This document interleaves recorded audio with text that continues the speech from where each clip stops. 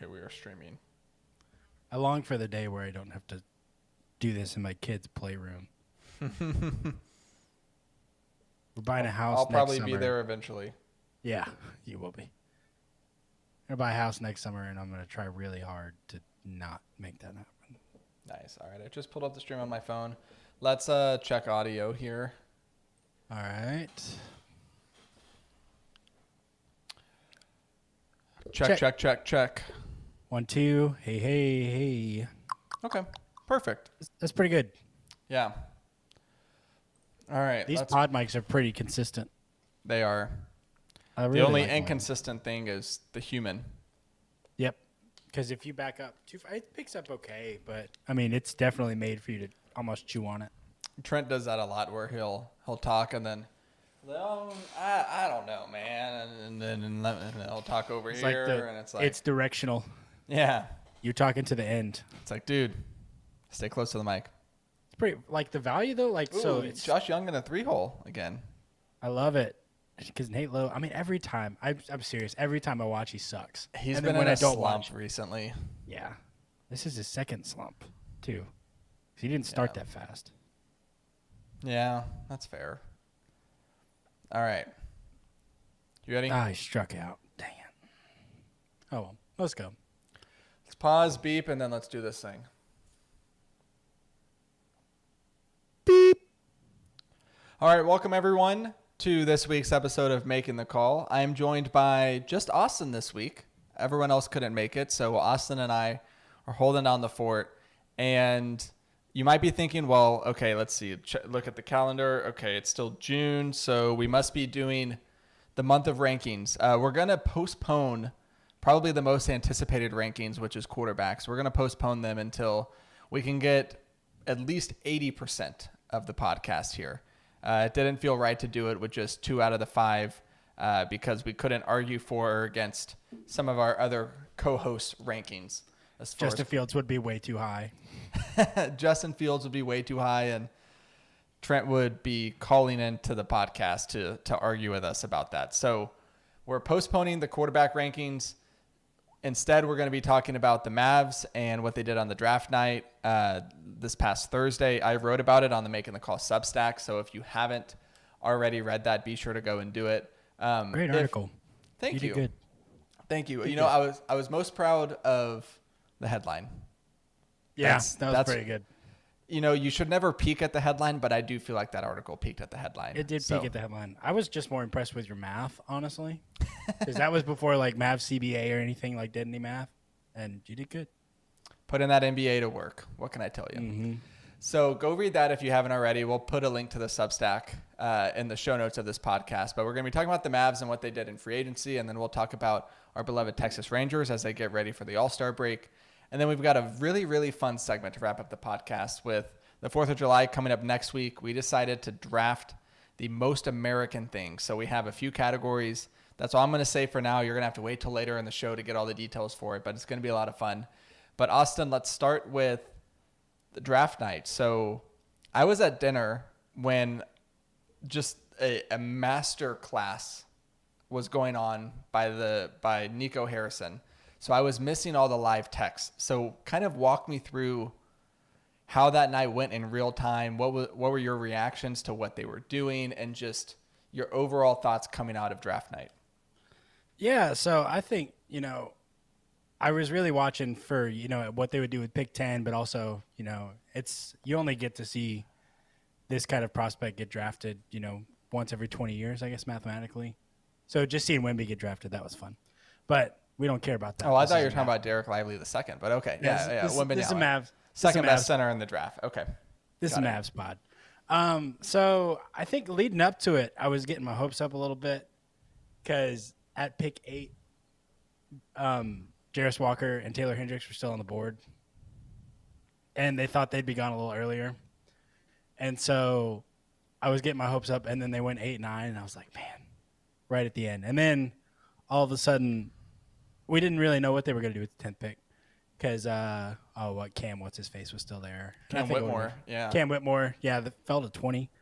And then I just see this come in, and honestly, I didn't really do much reading.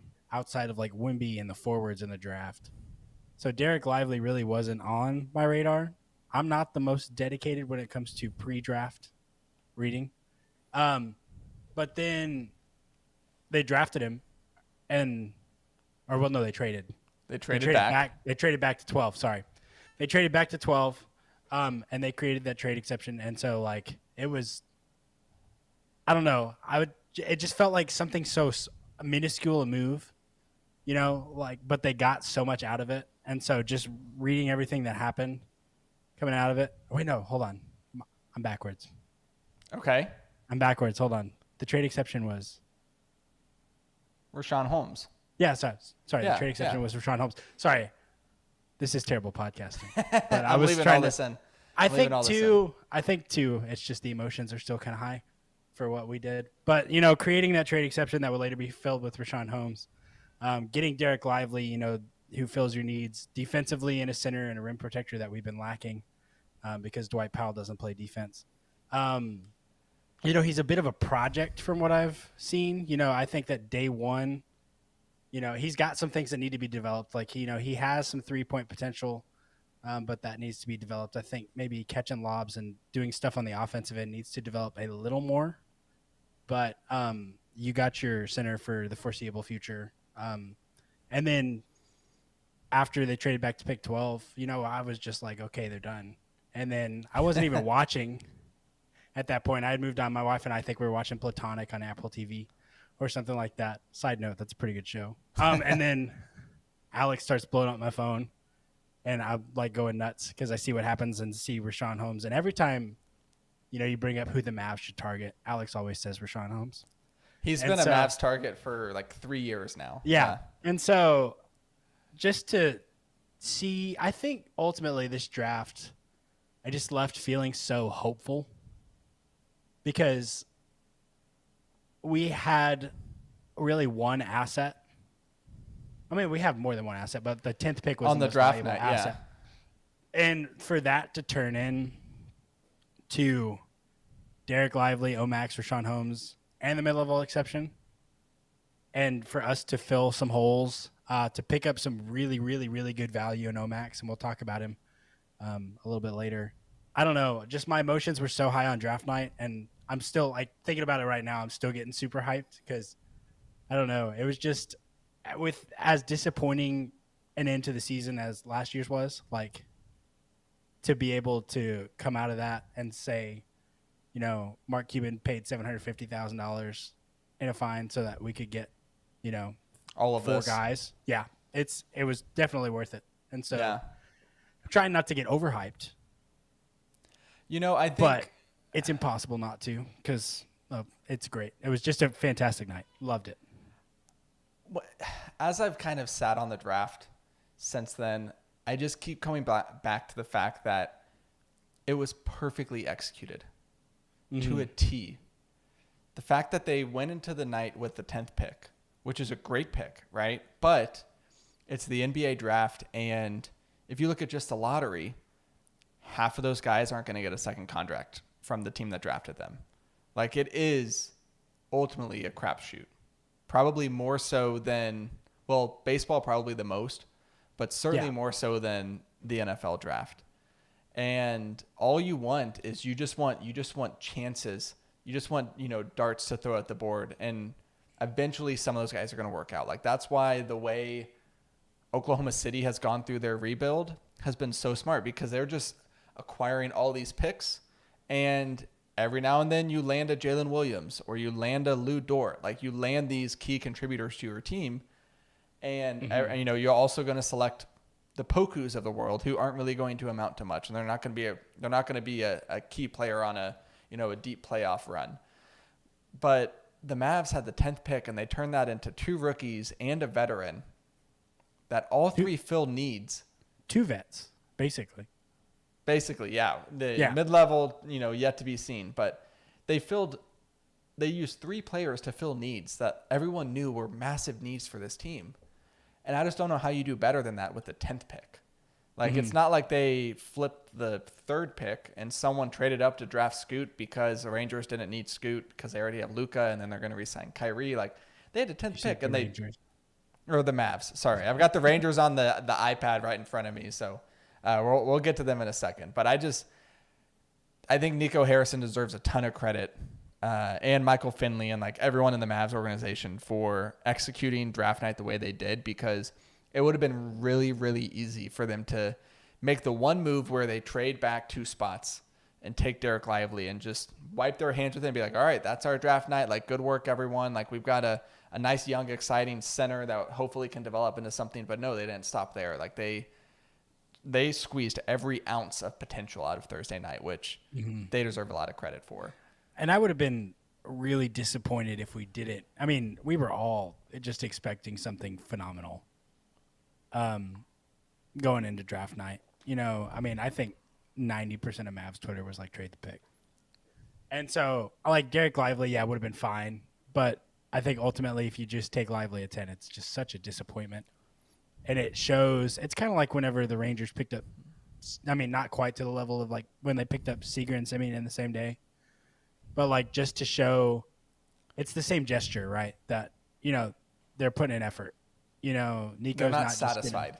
Right. Nico's not going to just sit back. And, I mean, you look at all the moves that he's made, you know, as soon as he's become GM, like a couple big trades. And, you know, I think Mavs fans have a little bit more hope in their front office. And then this draft just solidified that. So, and I think to that point, not only Mavs fans, but it shows to Luka that they're not content either. Because I wrote about this in the Substack post, like the dark reality of Luka requesting a trade has been looming over this franchise ever since they missed the playoffs this year. And there's been lots of things written and, you know, on podcasts and discussed about this being the most important summer of the Mavs franchise in the Luka era, because they've said that every summer, but more so, this like, has been, yeah.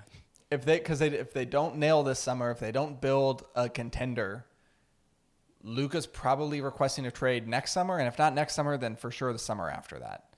And what they did on Thursday night was the first step and a very crucial step in, you know, towards that goal. Mm-hmm. And I just think it was great. I mean, talk a little bit about these guys. Derek Lively, he's for sure, I mean, he was drafted the highest. He's definitely the guy you're most excited about. And I don't know. I think he's going to actually help this team right away. Like, he's going to go through growing pains like every rookie does. Yeah. But he was a elite rim roller in college. And Dwight Powell was one of the most efficient roll men in the NBA. And he's Dwight Powell. So if you just get someone with more size, which Derek Lively, 7'1", immediately becomes the tallest person on the team. Wingspan of, what is it, 7'6", I think? 7'6". Biggest wingspan on the team. Like, one of the biggest wingspans in the NBA ever, by the way. I think it's top 10. You have him rolling to the basket with Luka having a defender on his hip rolling to the basket. Like, that's a much better target for Luka to throw lobs to than Dwight Powell. And I think you're going to see that right away. Like, I think that's one of the few areas where you're going to feel Lively's impact from day one, just as a lob threat. Mm-hmm. Yeah, because, I mean, there's some growth. I think that, you know, he was number one coming out of high school, you know, injuries at Duke, started playing out of his mind defense towards the end of the year. And that's the impact you'll definitely feel on the front end to start. And then the other offensive stuff I feel like is going to develop. Yeah. Do you think he starts? I don't. Day one? I think Holmes starts day one. That's what I think. I think Holmes starts day one.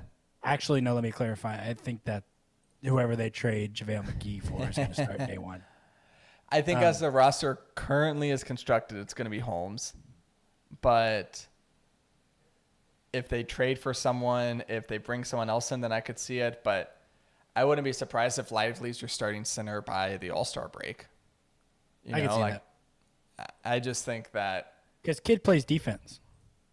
That's the thing. Kid plays people who play defense, and Lively plays defense really well. So. Yeah, like Jason Kidd loves guys who like tries hard on defense and they actually care. Like, that was honestly his biggest gripe with Christian Wood is Christian Wood would just zone out and get lost on defense, and it drove Jason Kidd bonkers. Yep. So having Lively, having Omax, having Holmes might not be the best defender, but he's always going to hustle and he's always going to try. Like all three of those guys are going to see minutes because of the effort that they provide, that they give on defense, right? So I think you're going to see minutes from all three of them, honestly. Yeah. So like, does Omax start by the end of the year? Do you think he outplays I don't think Reggie? so. You don't think he outplays Reggie? Well, I guess Reggie's coming off the bench and Josh is. Yeah. I don't think he outplays Josh. Yeah. No. No. Because let's assume Kyrie comes back. Your starting five opening night is probably what? Luka, Kyrie, Josh, Maxey, and Holmes. And then off the bench, you've got Hardy, Hardaway, Reggie, Bullock, Omax, and Lively. That's your top 10. That's so beautiful. That's your top 10. I freaking love it. Now, we're going to talk about free agents. Actually, I could see Omax defending at the end of games by the end of the season. Yeah, he might not be a starter, but he could be a closer some nights. I could see it. I think, honestly, with him, it's going to depend on the three. How his three-point shot translates immediately to the NBA. Hey, he was like almost 40% from the corner. Yeah. That's not bad. He's going to get lots of corner looks in a Luka-led offense. I think he was 34 total. So I want to pivot a little bit and talk about Kyrie Irving because all signs point to the Mavs re-signing him, and it seems like the Mavs are going to be the only serious team, like the only team that's going to be somewhat competent next year that's going to be pursuing him. I mean, he might get offers from Houston or San Antonio or fill in the blank, whoever, but no serious team in 2023 is going to be making a big time offer to Kyrie Irving. So the Mavs are kind of only, bidding against themselves. And as I was crunching the numbers for the Substack post, it is very, very important what number Kyrie signs for. Got to go under 42, right? Got to go under 42. You would really 42 is the magic number. 40 would be ideal. 40 would be ideal. Honestly, or high 30s. 35 would be incredible. 30. That would be incredible. I don't know about 35 though. But if they can just get to 40, and the reason why is, and let's kind of talk through this a little bit, and this will honestly kind of be a segue into some of the free agent conversations, because as I outlined it, their current cap space or their current cap sheet without Kyrie, assuming the contracts of Lively and Omax, $111 million. The salary cap is $136 million, which doesn't really matter for the sake of this discussion because they're going to go over the salary cap once they sign Kyrie. But the first luxury tax threshold is $165 million, which is kind of the key here because the Mavs have the non-taxpayer mid-level exception, which is at $12.4 million. And then they also have what's called the biannual exception, which is 4.5. So if you add those two together, you get to 16.9. So let's call it 17 million. Okay. If you combine the MLE and you combine the biannual. So that's the 165 million. That's the luxury tax threshold. They're currently at 111.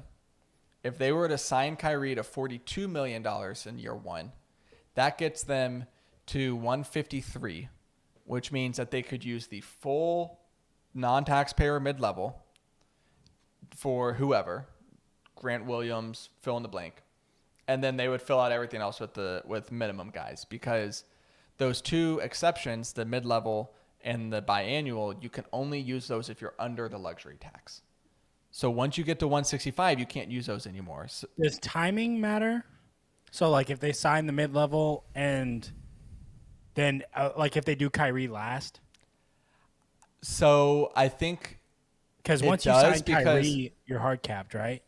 Here's the thing: is that in order to do that, they would have to renounce their rights to Kyrie. Also, no Bird. So no Bird rights.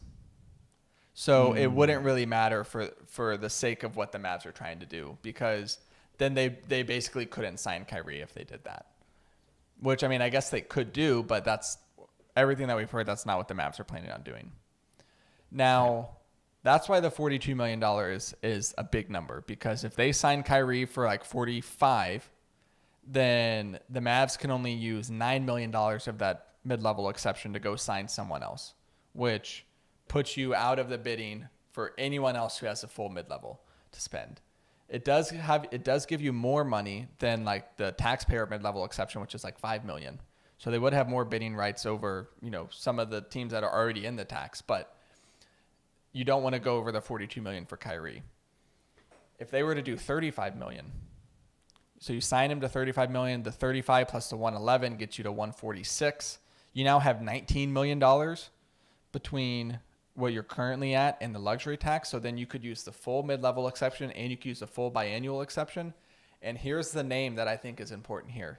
Brook Lopez? No. Okay. Kyle Kuzma.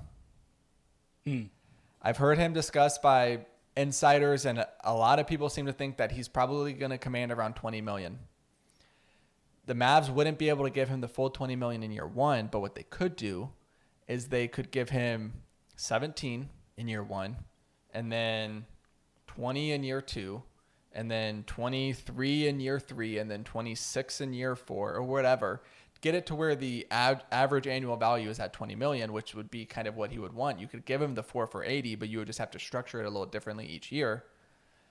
And the Mavs could do that, but they would need Kyrie to sign for around, really, they would need Kyrie to sign for 37 million in year one in order to do something like that. It's going to be very, very important to see what they do with Kyrie, because if they sign him to 45, can't use a full mid-level. Sign him to 42, you can. Sign him a little bit under, then now you've got some extra things you can work with, get you into a different tier of free agents that you could bring in. Where do you think Kyrie's head is at with money versus winning? I think Kyrie... So I realize that's a loaded question because it's impossible to answer truly where Kyrie's head is at because it's Kyrie. But I think that Kyrie wants to get one more big contract, because it gives him the security, right? Doesn't work out in Dallas, he can ask to be traded, get traded somewhere else. But having that long-term money, I think, is going to be important to him. So he's probably going to want more. But I think if there's not another legit contender that is bidding for his services, then the Mavs might actually have a little bit of leverage. Because who's the other team who's going to be going after him? The Lakers? They can offer him what? The mid-level, $6 million? Yeah, they don't have money. So I think money's going to be a big deal to him, but I'm hoping that the Mavs aren't walking to the negotiating table just willing to give him whatever he wants, right? Like, you got to figure out a way to make him happy, but also give your team the best chance to put a winner around him. I mean, and Kyrie reads too.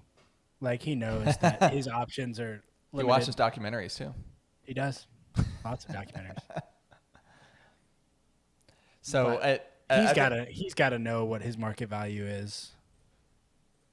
Yeah. So we'll see. I think that's going to be important. As far as free agents, who are some of the guys that you're targeting? Let's say they get the full mid-level. And so kind of keep that in mind for like guys that would be realistic, right? So who are some of your like top targets for the Mavs? So I'm looking at Bruce Brown. I think he made $6 million last year, so the mid-level would double his money. I'm looking at wing guys, right? So like 3-and-D, and I think Bruce Brown would be a great fit. He's a good locker room guy, coming off a championship, bringing that experience. He's a guy that I'm looking at. I think he's at the top of my board. I think he's at the top of a lot of people's boards. Like if you're just going to use just the regular old mid-level, Well, supposedly he's at the top of the Mavs board too. That's good. There was a report from our fellow Substacker, Mark Stein. Our colleague. Yeah, exactly. Our peer. Yeah. Where, let me see if I can find it. He basically said regarding Bruce Brown that, it must have been in a different one. But yeah, basically the Mavs are going to be interested in him. If you can't get Kuz, like if Kyrie signs around the 42, 40, whatever, I think Bruce Brown is a great addition. I think Grant Williams is a great addition. regardless of what you think about his antics in the playoffs this past year. Good 3-and-D guy. And then the other one, I really would like if they would go out and get like Harrison Barnes. Respected vet, will hustle on defense, can knock down the three, bigger forward, has some creation ability. He can dribble. But, I mean, he's not, this extremely mobile. But, he's been with the Mavs before. The fans love him. He's another guy that I would like to see. I think those are my three realistic ones. I've seen Dylan Brooks thrown around. I was going to ask you about him. Everyone's got a price, right? So I just don't know if I want it. He's not my ideal. I see what he brings on the defensive side of the ball and the hustle side of the ball. I get that. I just, if you had Kyrie and Dylan Brooks in the locker room, that sounds like a nightmare to me. So I don't want that. Josh Hart was another one that I saw. He declined his 13.9 player option. He's staying in New York. You think so? Him and Jalen Brunson are best friends. Yeah, he's staying. Okay. Well, if you had, a little bit more than the mid-level of Kyrie goes for 35, I think he's a guy you could go get. And I think Brook Lopez is on that list too, if you could go get somebody. I think I would avoid Brook Lopez personally. You think so? Yeah. See, Brook Lopez to me is kind of that stopgap.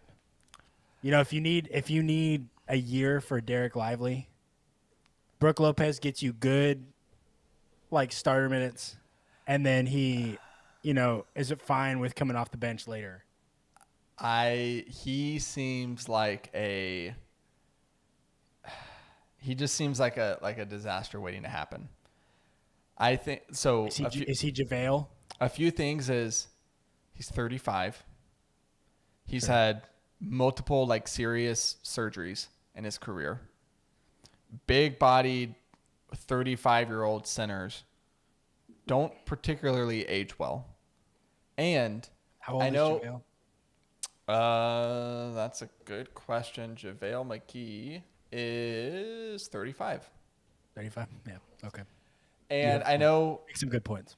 If you're a Brook Lopez fan, you're probably saying, well, hey, the Mavs sucked on defense and Brook Lopez got Defensive Player of the Year votes this past year.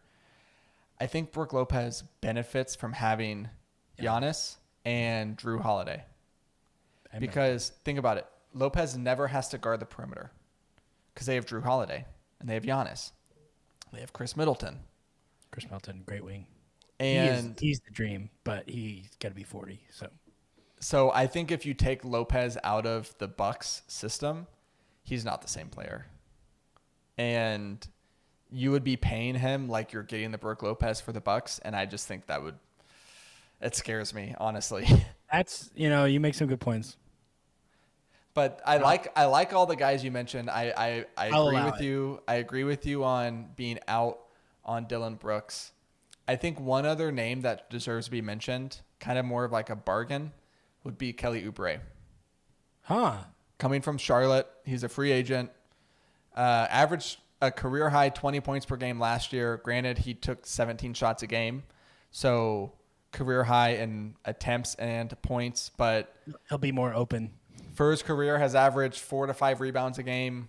Will give you decent defense. I think he could be kind of like a more defensively sound Tim Hardaway Jr. on this team. So I think he's if you strike out on some of the bigger names, I think he's someone that you go talk to. I haven't seen that one mentioned. I like it. So I like that one. I don't know if they'll do it, but that's someone to keep an eye on. And then I don't know.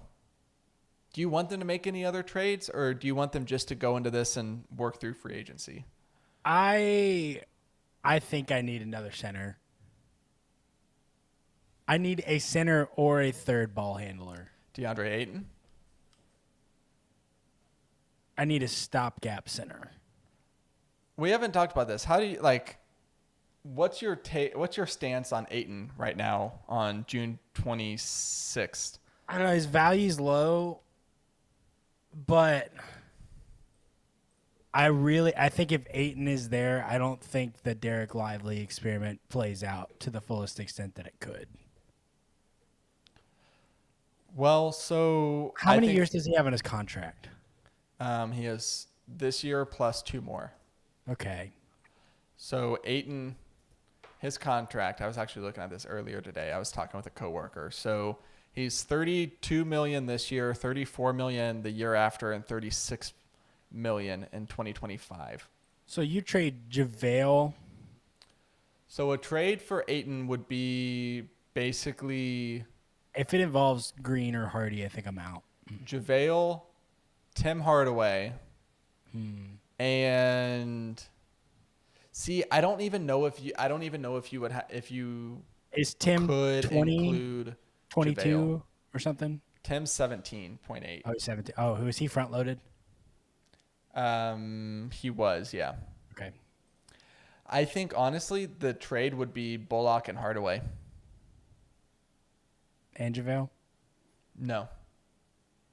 The reason why they wouldn't take all 3 of those because they would be taking back more money and they're trying to shave some salaries while building up their depth. I would do Bullock and Hardaway. I don't know. Like the thing that scares me is you're paying Ayton $33 million a year and he's probably the 10th best center in basketball.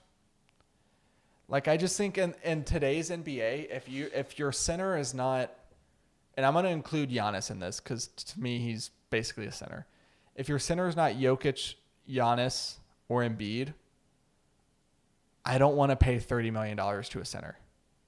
Like I just don't think like that's especially in this new CBA that teams are having to navigate. Second apron is a killer. Because like let's do the math here. Let's say Kyrie signs for 42. Then you have Luka at 45 this year, so that's 82. You add DeAndre Ayton's 33. Now you're at 115. 42 and 45 is 87. 87. So you're at like 120 now between just those 3 guys. Mm-hmm. So just to get to luxury tax, that leaves you $45 million for Holmes, Omax, Lively, Maxey. Josh Green has a contract coming up. Like if you want to re-sign Josh Green, you really can't have $35 million tied up to Ayton.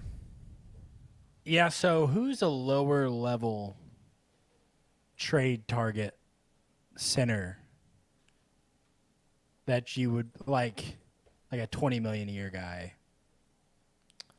You know, you trade like Timmy. I mean, is Clint Capella still in the picture? So I'm pulling it up. Because Capella's the dream for me, if I'm thinking, like, as far as, because how old is he? 29. So you're looking at, so going down for centers, Jokic isn't getting traded at 47. Embiid, no. You don't want Gobert at 41. Anthony Davis at 40 isn't getting moved. I don't want Karl Anthony Towns at 36. No, thank you. Bam's probably not getting traded at 32. Ayton's at 32. And then it's a drop-off. And then it's Miles Turner at 21. Capella at 20. Jared Allen at 20. Jared Allen's a guy I would go after because there's rumblings that they want to move him. So can you do Hardaway plus JaVale for Jared Allen? Yes. Because if you can do that, sign me up. Like, hang the banner for Nico now. Like, that's just a masterpiece. Yeah. No, I agree. I think that Jared Allen would be a perfect fit. Yeah. I'd still be a fan of the Miles Turner, but they just signed him. They just gave him an extension, though, so I doubt they trade him. So what do you think Jakob makes next year? He's a free agent. Yeah, so he's going to make more. Jakob is a guy If that's their big free agent condition or like signing, I'd love that. Yeah, I think I would too. And then I think Omax just has to really develop quickly in order for that to pay off. But No, I think that would be great. Omax is smart. He's got effort, and he's long. Like his wingspan's huge too. So yeah. You want to talk Texas Rangers? Let's talk Texas Rangers. Okay, I'm decked out in the garb, but I don't want to talk about them. There was a rumor today from our old friend Paul Morosi, or John Morosi, sorry. He used to go by John Paul, so that's where I got the Paul from. That's his middle name. He said that the Rangers have broached the possibility of acquiring Andrew McCutchen, but the Pirates are not expected to move yet. The deal would have particular interest to Texas if at least one pitcher is part of the deal as well. Austin, is there a pitcher for Pittsburgh that you maybe had mentioned to me on this very podcast? I think I may have mentioned somebody who shares the same first name that I do. I think people don't know that your first name's David. I know, David Bednar, I think. Fun fact about me, guys, my first name's David. You all cared. So David Bednar is he their closer or just relief pitcher? I think he's their closer. I thought he closed. He's got 15 saves on the year this year. So he's their closer. Averages, let's see, 11 strikeouts per walk. He's got a 1.73 FIP. He has a what's his ERA here? 1.5 ERA. What's FIP again? FIP is fielding independent pitching. So it measures a pitcher's effectiveness at preventing home runs, walks, hit by pitch, and causing strikeouts. Okay. So it just takes the defense out of it. All right. He is one of the best relief pitchers who's probably going to be on the trade block this deadline. How do you feel about the initial report about Andrew McCutchen? I mean, he's another good bat. It's not like we need bats, but I think he I think you mentioned this. He takes away some of the Garver Grossman DH games. Grossman's kind of streaky, in my opinion. McCutchen, I mean, he's having a better year this year than he did last year swinging the bat. I think he's batting 271. He's double digit in homers. I think his OPS is like over 850 or somewhere around there. Yeah, I mean, he's been awesome this year. 271. Could be cheap. OPS too. of 825. OPS plus of 127. $5 million contract, 1 year. I mean, he's a rental, clearly. I'm fine with that. Yeah. I would love it more if Bednar was included. Yeah, the McCutchen piece by itself seems a little weird. It's underwhelming. I mean, I'm fine with it. I'm just fine. Do you wonder if Chris Young is looking at this Rangers team? He's looking at the offense, and he's saying, okay, who are the guys that I know are going to show up in a playoff series? And he goes, okay, Corey Seager has a World Series MVP. Marcus Semien is going to show up, even though he's kind of been slumping recently. You'd like to think that Jonah Heim would show up. He's pretty consistent. And you'd like to think that Adolis Garcia has a knack for the big moments. Yep. Outside of those four, you're not tested at all. You've gotten great production from Josh Young, but he is a rookie. Your DH spot is a little shaky because is it Grossman? Is it Garver? This will be Leody Taveras' first taste of the playoffs. This will be Ezekiel Duran's first taste of the playoffs. So I wonder if Chris Young's looking at this roster and he's thinking, okay, yeah, we've gotten really good production. We've been one of the best offenses in baseball. But man, do things get tight in the playoffs. And do you want a guy who has won an MVP? Do you want someone who played for Bruce Bochy in San Francisco? And one of the best, just true hitters that we've had probably this decade? Yep. I don't hate that line of thinking. I think it might be acting out of luxury, but again, if you're Chris Young and you're trying to plan ahead, I don't hate that. I don't know. What do you think? The lights are bright and the young guys can go blind. So if that's the line of thinking, I mean, yeah, that's a cheap, good rental. You're renting just a Toyota Camry right there. All right, it's proven. It's not going to break down. It's going to get you from point A to point B. Yeah. You're gonna feel good driving it, and then it's gonna be over. And so, yeah, if that's the line of thinking, because I hadn't really thought about playoff experience looking at this roster. That's just not something I thought about. But yeah, they need more. That's the one thing I would think of, is that's why they're testing the waters on like a proven veteran like McCutchen.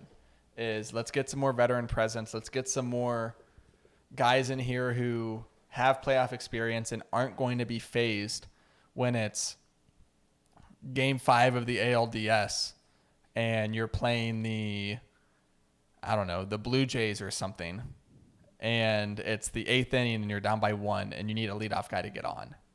Mm-hmm. So now, if they swing this trade to where you're getting McCutchen and Bednar, you really had to mention the Blue Jays ALDS. It's the last time Rangers were in the playoffs. Come on.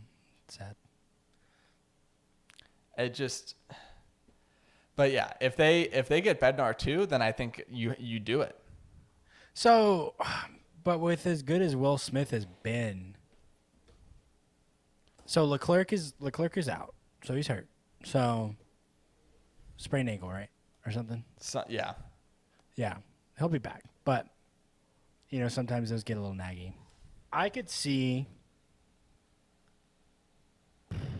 I mean, yeah, Bednar's just better than Will Smith. As good as Will Smith has been. So what do you throw Will Smith in the 8th inning? You throw Leclerc 7, Smith 8, and Bednar 9. That's pretty good. Well, okay, so let's talk about the playoffs. So you probably go with a 3-man rotation. Right. So as of right now, it would be Eovaldi, Gray, and Perez. You'd move Dunning and Heaney to the bullpen. And you would use Will Smith as your setup guy and Bednar as your closer. Yep. So now you've got Dunning and Heaney and Brock Burke and Leclerc and Rodriguez. Sabores. Not Rodriguez. Grant Anderson, Sabores. And that's not a bad bullpen. Yeah, it's not as dire when you look at it that way. Yeah, when you add Dunning, because Dunning was great out of the bullpen before he came into the starting role. So you're basically, once the playoffs come around, you're getting another bullpen arm, if you look at it that way, right? So I'm really curious to see what the Rangers do, because they do need more. Well, actually, let me ask you this. How dire is it? Yeah, how seriously do the Rangers need to take the current bullpen issue? I think if you want a bye, you need to move. Probably. But I agree with you. Yeah. You want to buy, you need to move on an arm or two. Because this bullpen has shown flashes of being good. Yeah. But only flashes. Right.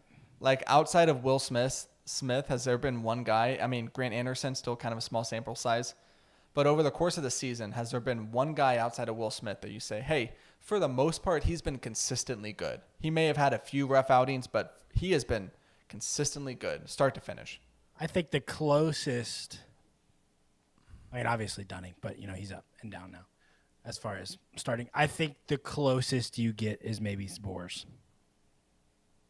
And that's fair. Just because he's been ungodly good lately. That's fair, yeah.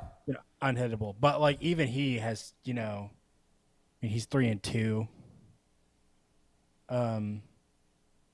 He's been good. Got a decent ERA, 2.59. His whip is 0.83, which is pretty good. Yeah.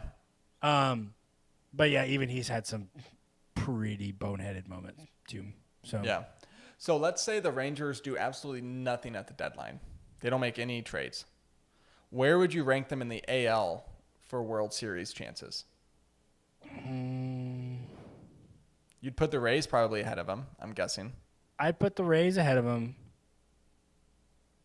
And then it's so tight from 2 to. I think I'd put them ahead of the Orioles. I don't think I would. You don't? Just because the Orioles have one of the best bullpens, probably the best bullpen in baseball. And bullpens are such a big deal in the playoffs. They do, but their offense just is not on the same level. Agreed, but if your bullpen goes on a heater and your Rangers have offense scored. only needs to score like 3 or 4 runs a game. Yeah. The Rangers have scored 88 more runs this year than the Baltimore Orioles. They have. I wonder what that number looks like last And they've 30 given up. games. The Rangers have given up 38 less runs. Yeah, but that's like probably single-handedly Nathan Eovaldi. That is. I agree. They're definitely not lower than 3. What if Houston turns it on second half of the year and you've got the pedigree? I'm not saying I would. I'm just like posing the question. They've just been so bad lately. It's hard to gauge them. I know, but it's also kind of hard to just fully doubt them come October. Right. It's like because this has just Because been they do have so. Yordan Alvarez. They do have Jose Altuve. They do have Alex Bregman. Abreu's been playing so much better. Abreu has been coming on. So Yet they're 3-7 in their last 10. So yeah, hard. I don't know. I just the AL is just so tight. I mean, it is. No, it absolutely is. it's tight. I don't know. I think I'd put him 3rd. Okay. And I realize that's a little homerish. I think you Now, talked let's me say into- they go you out and talked they- me into the Orioles. Let's say they go out and they add 2 bullpen arms. 2. I'd say they're tied with Tampa. Oh. I mean it. Like Tampa Bay, they had an undefeated April, but since May 1st, the Rangers have had a better record than them. And that's with a pretty decent slump Yeah. in the middle, too. So I think Tampa Bay got out to such a hot start that like they've been at the top of the standings the entire time. But they're not like they're don't get me wrong, they're very good, but they're not some, 1927 Yankees, Tied with Tampa. Wow. I think if they go out and get 2 good bullpen arms, I think that it deserves to be a 1A, 1B situation. Where would you put them in the league as a whole, national included? You would have Second, Tampa. third. You'd have Tampa and Rangers at the top, and then Atlanta. I think Atlanta's far and away the best team in the National League, and I have a hard time figuring out who the second best team is. I think come playoff time, it'll be the Dodgers, but at the number 2 spot. But Anything else on the Rangers, or do we want to get to the entree of this podcast? do you want to tell people that they should vote? Yes. So, okay. Vote for the guy on the back of my jersey. All right. Vote for Josh Young.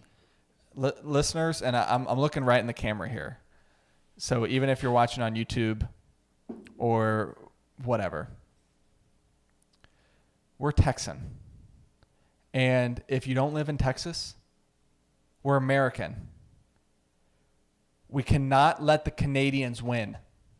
They got too many of their guys in the All-Star game and the finalist for being starters. We can't let them win. Rougned Odor did not sock Jose Bautista right in the kisser for us to let all these Toronto Blue Jays get in over one of the best teams in baseball, the Texas Rangers. You go out and you vote for Marcus Semien and Corey Seager and Josh Young and Jonah Heim and Adolis Garcia, and you make them starters in the All-Star game. And if you don't, you are un-American, which, based on how the rest of this podcast is going to go, that means a lot. And the crowd said amen. We're going to post a link to the vote to Major League Baseball All-Star voting in this podcast. It takes 30 seconds. You can do it once a day. Set a reminder on your phone or DM us, and I will personally remind you every day to go vote. It takes more time to fill out your information than it does to actually vote. It does. Go vote every day. We only have until the 29th. So there's like 4 days of voting and once per day. So literally every vote counts. Go vote for our 5 Rangers. Get them in over those lousy Canadians. Make them starters. You need to go put like a gospel organ under your under your spiel. Do it. Like great. If we don't get at least 3 of those 5 as starters, like it's a travesty. Shia LaBeouf. Corey Seager has an over 1,000 OPS. He's at like a 1036 OPS. His OPS plus is like over 170, right? It's absurd. He's like in Shohei Ohtani territory as a hitter. Yep. Go vote. Seriously. Do it. All right. Speaking of America. Oh, I'm very excited. So the 4th of July is next week. And we're going to be doing kind of some different podcasts starting next week. But in the spirit of 4th of July, Austin and I are doing a draft of the most American things. And so I'm going to share it on the YouTube. Let's see how this works here. Share it onto YouTube's. Okay. I think, and then we're going to go boom. Perfect. Okay. So here's how it's going to work. We've got 6 categories, and then we've got a wild card. And so we're going to be drafting the most American things. We're going to take turns, and the categories are food, drink, movie, athlete, song, historical figure, and then the wild card. So we're going to flip a coin to see who goes first. We're just going to alternate.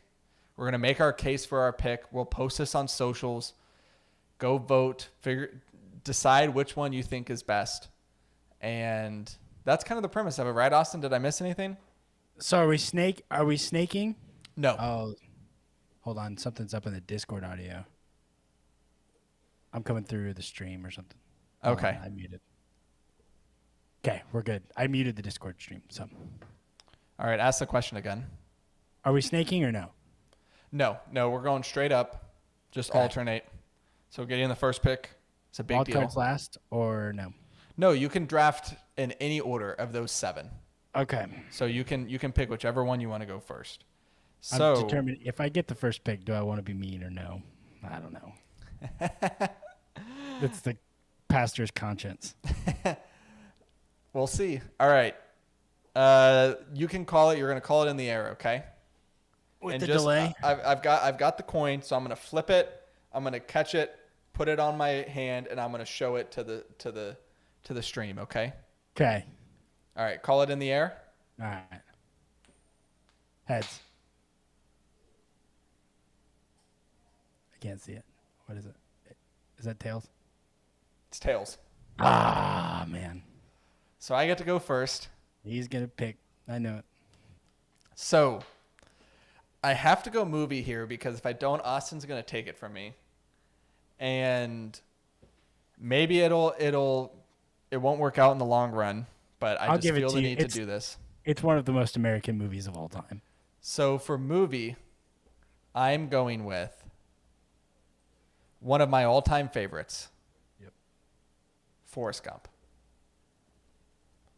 Is that what you thought I was going to take? That is exactly what I thought you were going to pick. And I was going to be mean and take it from you. Forrest Gump is there's no movie that references more iconic American events than Forrest Gump. Elvis, segregation, Martin Luther King Jr., Vietnam War, Apple, JFK assassination, college football, and Watergate, just to name a few. You have segregation as one of the most American things? One of the most well-known moments in American history. Yes, I know. I mean, not all of these things are happy things. Played by one of the most American actors of all time. Played by one of the most American actors of all time. And Tom Hanks, my favorite actor, he's literally done everything. Maybe we'll talk about some of his other movies. We need to Honorable draft Tom mentions. Hanks movies sometime. Oh, That you're would be speaking my fun. love language. But Forrest Gump, most American movie in my mind, one of my all-time favorite movies. That's my first pick. That's a solid first pick. I'm glad that you got the first pick because it meant that moral compass, like I could sleep tonight. Yeah. Because if I did take Forrest Gump from you, I was gonna have a hard time. I would have done it, but I know you would have. all right. So for my first pick, I'm gonna go food, Okay. and I just want you to think about all the fast food in America. I want you to think about probably one of the most cooked out foods of all time. I mean, some people even name their version of this food the All-American. It's the cheeseburger. The cheeseburger encompasses everything that America loves: meat, dairy, toppings, bacon specifically. And it is present at game days. It's present, and you can cook it whenever you want. It is probably the most grilled out food on the 4th of July. I think, to me, cheeseburgers specifically, is the most American food. And so I'm taking it number one. That's a good pick. That's a solid pick. That's number 2 on my food rankings. So we'll see what my top one is. But I'm gonna wait a little bit to use it now. That food's off the board. It's like, did you go barbecue or did you go hot dogs? Or buffalo wings? We'll see. All right, let's see. So my options here. Let me go big screen on the thing so you can see Austin selected cheeseburgers. I got Forrest Gump. So I still have food, drink, athlete, song, historical figure, and my wild card. And I'm gonna go athlete here. And I'm gonna go with Michael Phelps. Huh. That's a good direction. Greatest Olympic athlete of all time, has represented America well on the global stage in multiple Olympics. 28 medals, 23 of those being gold medals, has shattered records that will probably never be broken, and has done more to unify this country in short spurts than almost no one else has in their lifetime. And I think when you think of America, you can just close your eyes and you can just envision Michael Phelps coming out of the pool, raising his arms and screaming because he just won the gold. And I think some of the most like patriotic memories in my mind are just watching him dominate the Olympics. So I'm going with Michael Phelps as my athlete. My athlete that I had picked also has a drug problem. So, no, dang it. They're down 4-1. I just saw. Yeah, that's a really good pick. It has me rethinking my athlete pick a little bit because I went with what athlete captures the essence of America the most. But now I'm torn. So that's a good pick. I mean, it's hard to argue with, the guy that has won the most gold medals for representing their country. So that's a great pick. Great pick. All right, over to you. Gosh, it's like, what do I take? I think for me, it's going to have to be drink next. Ooh, okay.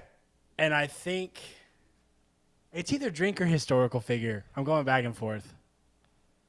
I think for me, I tell you what, I'm okay with picking second on historical figure. I got options. I think for me, I'm going to go drink. And as much as I want to go crappy beer, I think to me, the most American drink featured in advertising everywhere with a Times Square billboard, to me, it has to be Coca-Cola. Good pick. For the most American drink of all time. Good pick.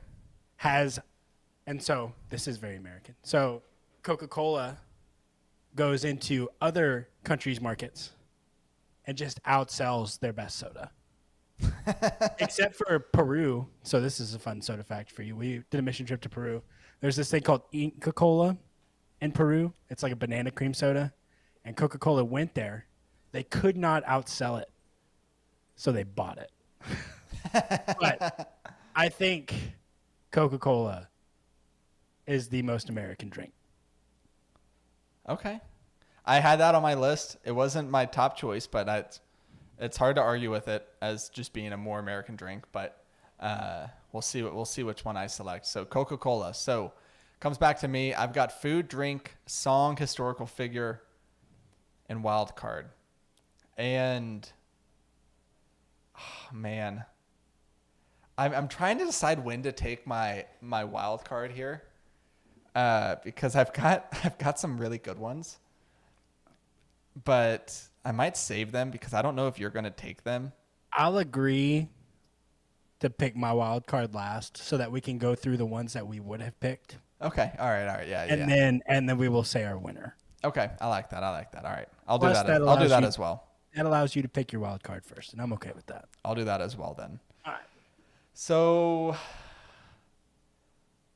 I'm gonna go with, man. I'll go with historical figure. And like, there's an obvious choice that's just like staring me right in the face. But there's another choice that I really want to go with. Pick Teddy. How'd you know? Because he was on my list too. Here's who I want to go with. So I'm going with Teddy Roosevelt. Yeah, pick Teddy. I agree. And the reason why, let me, if you'll indulge me for a second, let me tell you a little story. So I love this pick. So there was, everyone's familiar with the site Reddit, and there's a specific subreddit called Ask Reddit where people just post questions and then you get all the comments and whatnot. And someone had asked the question of, they posted and said, there's always lots of talk about what America does wrong or what we can improve on, but what in your mind is something that America does really, really well compared to the rest of the world? And the number one upvoted comment was our National Park Service. And they said that America has done a great job of preserving these amazing national parks where you can travel all over the country. You can see all these different, landscapes and just these different images of nature. And you can go from the Grand Canyon to Yosemite to the Redwoods to wherever. And the man in charge of establishing the national parks was one Theodore Roosevelt. He was also president. He was also colonel in the army. He was also a cattle rancher. And I just think that he was a badass. Yes. I just think he embodies just like the American spirit. And so I'm going with TR. He's not the obvious choice, but he's the choice in my heart. I think he is the burliest, just grungiest, most American president you could have picked. And I like that pick. Teddy, I think one of my picks is going to be the more obvious one. Let's see, but I got to go song now. Yeah. And this was the hardest one for me. All right, did we ever decide if we were ruling out the Star Spangled Banner? You can take it. Because that is the most American song of all time. I mean, there's so many. Hot take. I think it's kind of overrated. I think the anthem by Good Charlotte is a much better anthem. Ooh. So when thinking about songs, I had to think about, if I'm at a baseball game and a song comes on, what is the song that everybody knows every word to, motions included?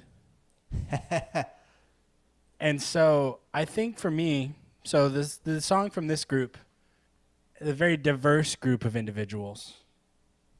If you look at the band, the Village People, bunch of costumes. And I think the song, I almost picked Sweet Caroline, but I didn't.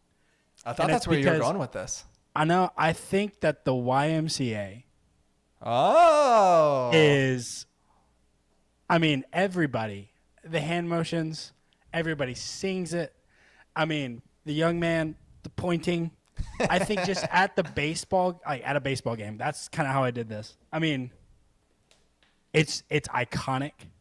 It's an iconic song. It has been around for a long time. And I think it captures the spirit of unity among the American people. Not to mention such a widely diverse group of people wrote the song. So I think I'm going with the YMCA. Also an American entity. YMCA, huh? Hey, there you go. Okay, I like that. All right. I think. So that leaves for me song, food, and drink. I'll go with food now.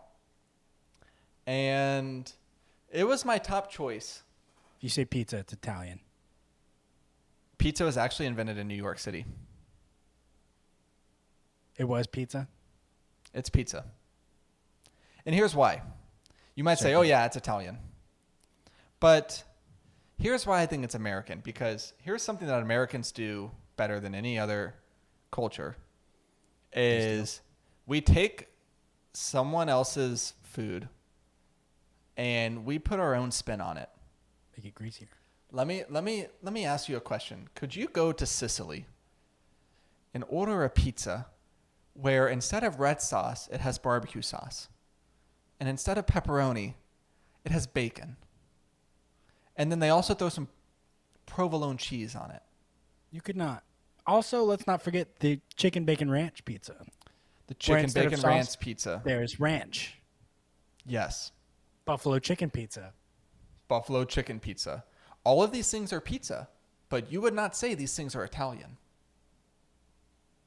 And then you've got New York style pizza, Chicago deep dish pizza. I just ate New York style pizza and it was delicious. You've got thin crust. You've got the Hot Pocket, pepperoni pizza flavored. Okay, Hot Pocket is a calzone.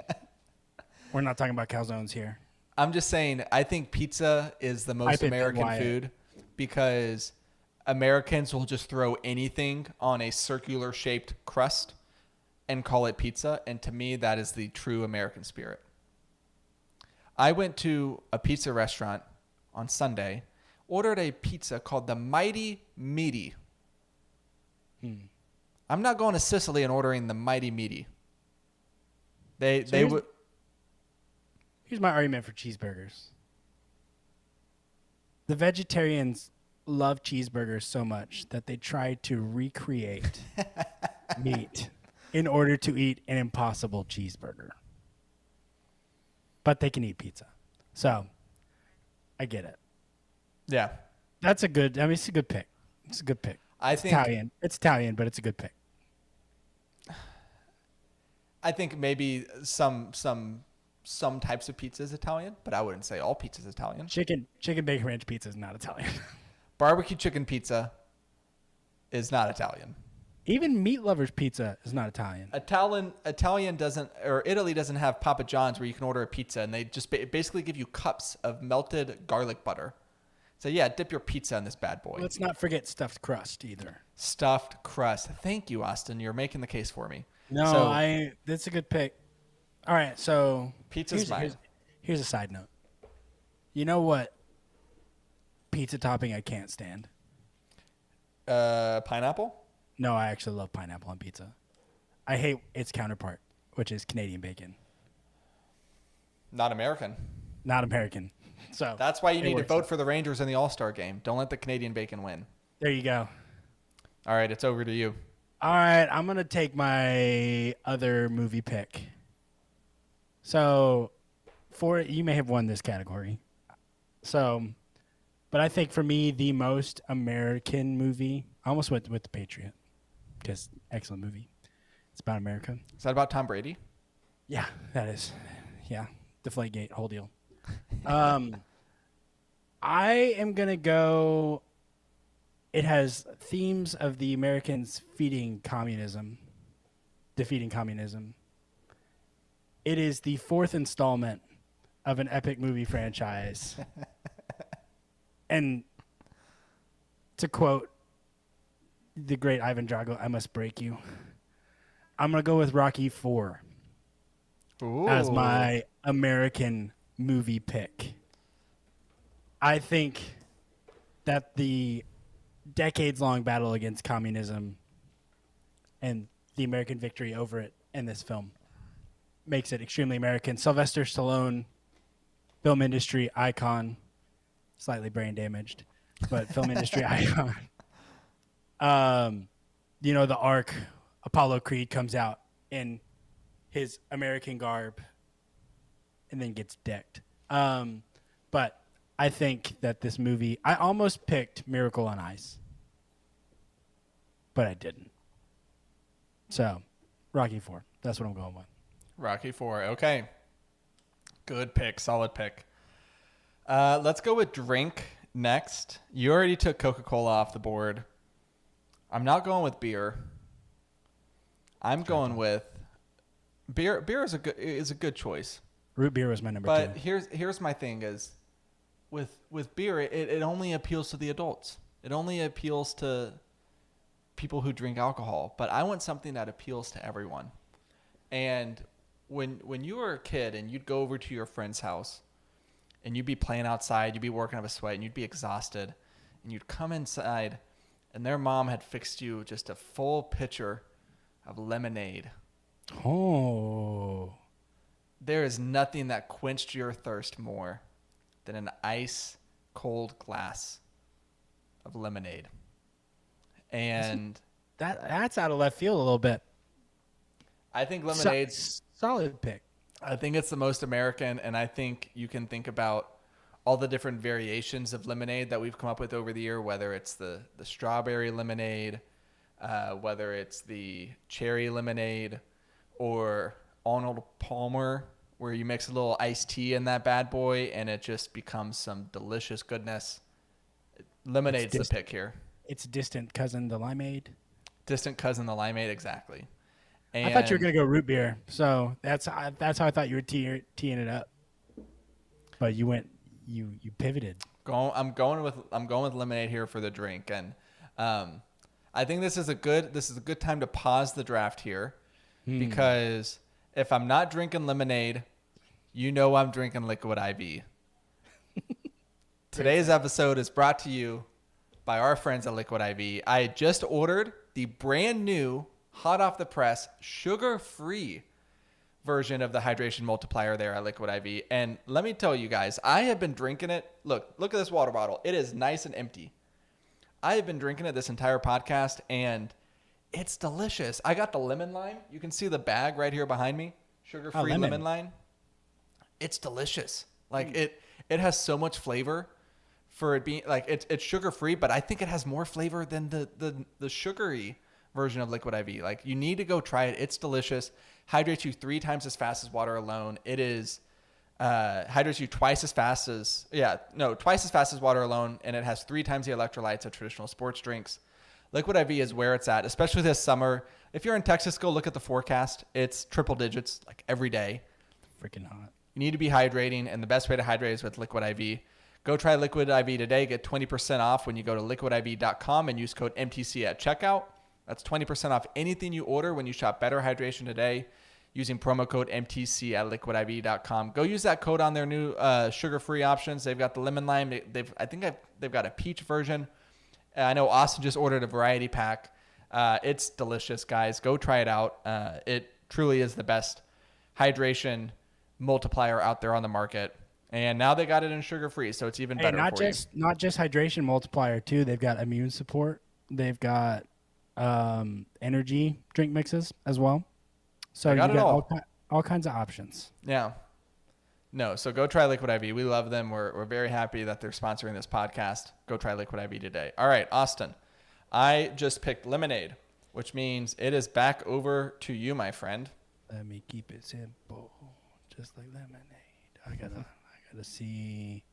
That's from Groceries, right? Isn't that the song? It's a great song. I think. All right, I'm gonna go historical figure here. I was debating between the 2 stereotypical presidents that you could pick here. The one that established the Union or the one that helped reestablish the Union. And I think I got to go with the OG. Or I got to go with the man that crossed the Delaware himself. Or no, sorry, didn't cross the Delaware. I can't remember now. I'm blanking on this. I don't know. I can't remember if he crossed the Delaware. I think he crossed the Delaware River, or I couldn't remember if it was the Delaware. Please Google this. It was going to be such a cool build-up moment. It's Delaware, yeah. It is okay. I couldn't Yeah. remember. Okay, all right. Cross the Delaware, standing at the front of the boat, ready to establish a nation. First president of the United States, creator of this great land. It's George Washington. Good pick. Known for his honesty, known for his leadership ability, his military strategy. I think you just got to go with the man that started it all here. So that's who I'm going with. Good pick. So that's a nice solid pick. I think I'm going to go with, well, I have to go with song next. It's the only other category I have other than wild card. And I wrote down a few options. I've been mulling them over, figuring out the best ones. But you picking the YMCA really got me thinking, like, what's something that you could play in any crowd and get virtually 100% participation in singing this song? Crank that. And I think back to this last fall, my wife and I went and visited my sister at Alabama, where she went to school. She just graduated. I think it was actually 2 falls ago, maybe. Yeah. And we went to an Alabama football game. They were playing Arkansas. And they played this song. And this song came out before anyone in college was born. But every single person in this packed stadium knew this song, and they were singing it at the top of their lungs. And it's about a small town girl living in a lonely world. Nice. And she took a midnight train going anywhere. Don't Stop Believin' by Journey is my pick. So you picked a song about prostitution. Who said it's about prostitution? It's about prostitution. I agree to disagree there. Songs are very subjective. No, it's about prostitution. But that's a great pick. I just think you can play that anywhere. Like, you could play it on the subway, and everyone on their way to their 9-to-5 job would just be just a small town girl living in a lonely world. Like, Subway is a midnight train too, so that helps. See, there you go. So that's my pick. All right, who are you picking for your athlete? Iconic baseline. So, all right, I don't know if I need a little help with this one because I'm torn. I am torn halfway down the middle on this. Because my initial pick was going to be the most Joe Schmo pick that encompassed everything about America, and that was going to be John Daly. Really? I was going to pick John Daly because he smokes and drinks like nobody's business and can hit the ball 325. But I think I have to go with maybe the most iconic athlete in American history. Documentaries made about him, considered the greatest of all time in his sport, put the whole league down on lock for an entire decade. And this may be the greatest dynasty in the history of sports. I have to pick Michael Jordan. Fantastic Captured the pick. hearts of not only America, but I feel like the entire world watched him. And I feel like the massive influx of European players, everybody just wanted to be like Mike. Everybody wanted to be like Mike. They made movies about it, and then they made a crappy second one about it too. Yeah, that's my pick. It's the GOAT himself. He was number 2 on my list. So no arguments here. I actually went with, now that we're in the wild card phase, John Daly would have been funny, but I actually went with all 3 Michaels as my 3 options for athletes here. And so I had Michael Phelps, I had Michael Jordan. Let me guess the third one. I don't know. Never mind. I'm not guessing. You're never going to guess him. Trent might be able to guess him. Mike Madonna. Michael Eruzione. Nice. For those of you who don't know who that is, he was the one. Who do you play for? He scored the winning goal against the Russians in the game that we all know as Miracle on Ice. So I had him as an option for athlete. He's an honorable mention. That makes me want to switch my movie so bad, but I can't. All right. Did you have any? So here, let me rattle through some of the other ones I have before I get to the wild card. I had turkey as another option for food. Classic Thanksgiving American holiday. Turkey? I didn't go with it, but I had it written down. You had it over buffalo wings? Oh, buffalo wings would have been good. Yeah. Or like s'mores? Oh, s'mores is a good one too. Okay. Yeah. Movies, I had Independence Day. Yeah, that was on my list too. And then I had Saving Private Ryan. What's more American than Normandy? Yeah, that's true. Yeah. Let's see. Any other movies that you had? I had Miracle on my list. Okay. I have profound regret. What else? I was just thinking like Remember the Titans. Oh, that's good. That would have been a good one. Man, you were hate on me for mentioning segregation with Forrest Gump, and then you were going to pick a movie all about that. Hey, they overcame it. They did. They did. We all remember the Titans. Let's see. Songs, I had Born in the USA, Bruce Springsteen. That was on my list too. American Pie. Yep. And then Party in the USA, but I decided against that one. Sweet Caroline. Sweet Caroline, that one's good. I had Africa by Toto. It's called Africa. Yeah, but every white guy in America loves this song. All and right. I had the Anthem by Good Charlotte, which was my alternative to the Star Spangled Banner. Okay. All right, time for my wild card. Man, I have like 3 completely different options here. I do too. One of them's kind of controversial. I don't know if I should go with it. You can list your 3 options. It's okay. Well, but okay. So my 3 options are the atomic bomb.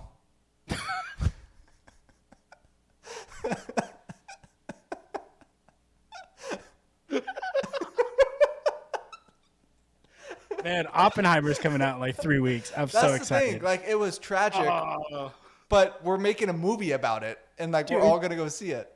You cannot pick the atomic bomb. You can't do it.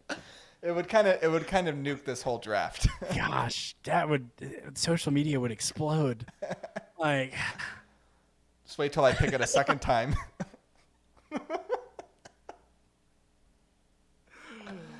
oh gosh. So that was one of was mine. Great. Oh, that was amazing. The other one is Star Wars because Solid. it's just a icon. But I think I'm gonna go with my third option here. My wild card is the moon. You went so abstract. Because there is an American flag on the moon. We were the first country to get to the moon. The whole space race with the Soviets. Tying it all into Tom Hanks playing, starring in Apollo 13. Never And went to the moon on Apollo 13. never went to the moon, but still the space race. Still NASA. Still, I agree. So the moon is the biggest, most successful colonization by any country in global history. So I'm going with the moon. That's my wild Is it card. legally ours? I don't know if it legally is ours, but like there's an American flag on it. I will. That was nowhere close to anywhere on my radar. You would need more of a satellite to see it. Yeah, I was out of this world, dude. Still sad I'm not going with the atomic bomb, but Gosh, that would have been a disaster of epic proportions. Okay, so catastrophic. I think I am torn between my three, but I think it has to be one. So I'll give you my three were country music, McDonald's, but I think I have to go with my third option. And it was going to be my sport. But no other country is as crazed about this. It's just a football. National phenomenon. Most viewed the most viewed sporting event in America is the Super Bowl. Like it just captures the essence of everything America is about athletically. Guys are just hitting each other.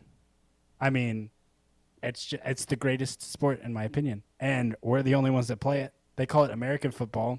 We took the European word and just made it a completely different sport. With the European word.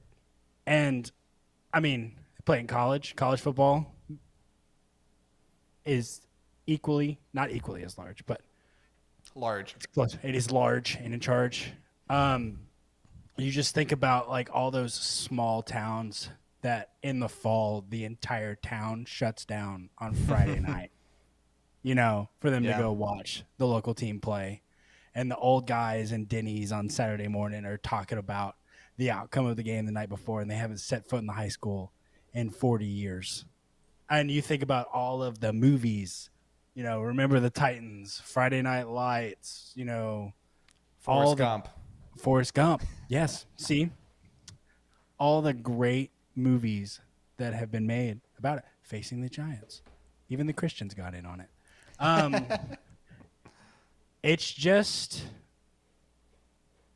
It's the most American thing that I can think of. And cheeseburgers are sold at football games. Coca-Cola is served at football games. Pizza is served at football games. Like it encompasses so many other things. At football games, we sing "Don't Stop Believing" in the YMCA. Like the national anthem, it just encompasses so much of what America is. Violence included. So, love it. All right, football. So that concludes our America draft. So my picks were for food, pizza, drink, lemonade, movie, Forrest Gump, athlete, Michael Phelps, song, Don't Stop Believing, historical figure, Theodore Roosevelt, and wildcard, the moon. And Austin's food, cheeseburger, drink, Coca-Cola, movie, Rocky IV, athlete, Michael Jordan, song, YMCA, historical figure, George Washington, and wildcard, football. That's a great draft. I love it. Great draft. Do you have any honorable mentions? I think I named all of mine. Yeah. Oh, I'm most sad about not picking the atomic bomb, but it's okay. Probably is for the best. So I have some.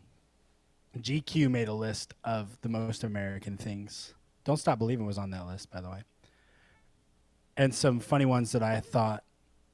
So the SEC is number 39 on that list.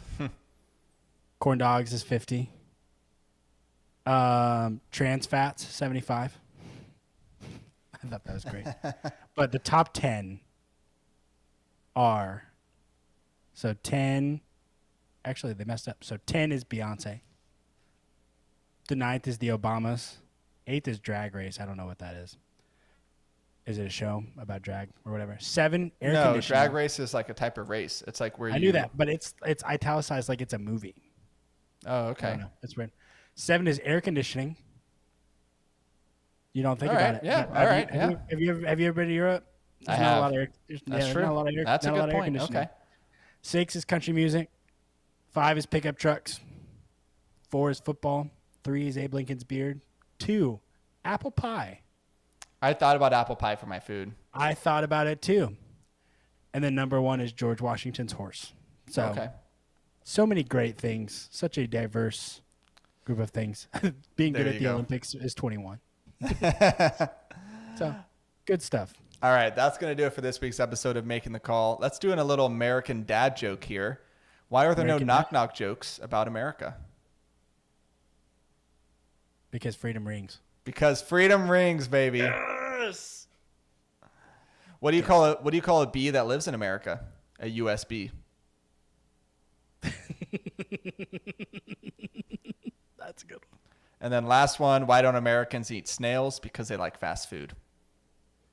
Nice. All right. That's going to do it for this week's episode of Making the Call. Thank you to everyone who tuned in on the YouTube. Thank you to everyone who's listening to us in podcast form.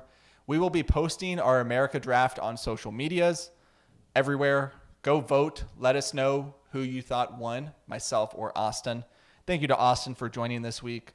We'll be back next week with a special episode of Making the Call. We're going to be doing some different stuff in the month of July, so we're excited to kick that off next week. You won't want to miss that. Make sure you are following us on Spotify or Apple. You're subscribed to us, and all that good stuff. So I hope everyone has a fantastic rest of your week, and we will see you next time.